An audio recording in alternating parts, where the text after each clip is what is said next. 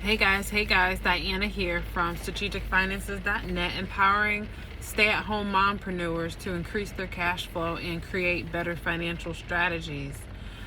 I'm not driving. I just got home. It's a rainy day, but I wanted to share this piece of information with you as I am going through a series, right, on how to increase your cash flow. I created this PDF, this free PDF that you can download, and it's called the 8 Steps to Increase Your Cash Flow, okay, in 2021 or whatever year. And that's what it's going to help you do, step by step, increase your cash flow. So I did a video talking about step number 1, which is to, acquire as much cash flow as possible, right? That could be through lowering your expenses. Look at your expenses that you have that you don't really need or you don't use. Just bills that, or expenses like subscriptions or even, well, usually bills you need, you know that you're paying them and you need those, but just other things. Look at subscriptions and things that you're paying for on a regular basis that you don't want anymore or that you don't use. Just look at that and cancel those, eliminate that. And also look at your W-4. So if you receive a refund, you're overpaying in taxes. So if you're okay with not receiving a refund at the end of the year, then, or in January, or when you receive your refunds, then you want to go to the irs.gov website and use their calculator and fill out the information according to your specific situation and get that money every single paycheck, okay? And then also, if you have a side hustle or another business, definitely that's money. Take the profit from that, because you got to literally take care of your business. After your expenses, take your profit and just see how much money that you have, right, to work with. And from there, so that's step 1, okay? Step 2 is to create an emergency fund. So if you don't have one, so one thing that I thought a while back, like 8 years ago or so, was that you had to have, so for emergencies, you want to have a credit card. But I learned that it's better to have cash for an emergency. So good. Have those keep your credit card utilization low, so that you can have access to that money if you need it.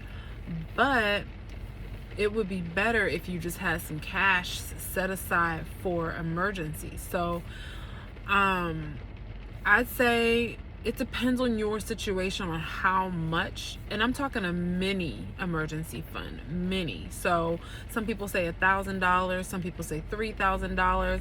I thought $3,000 was a good amount if you can swing that, but something just I'd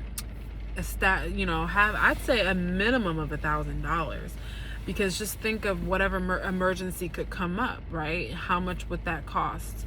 Now you should definitely have insurances. Now, as far as health insurance and vehicle insurance, you definitely want to have that. So if an emergency happens, you're covered, but still with, you need to have money for a deductible or just other things, or you need repair on your car, unexpected repair. You need to have an emergency. And I know you already know this, but I'm just telling you because you may not be there yet, or you may not know. You might just be dependent on your credit cards. And just say, for example, you have like a $2,000 limit on a credit card and you have an emergency that you're not used to. It's not in your budget.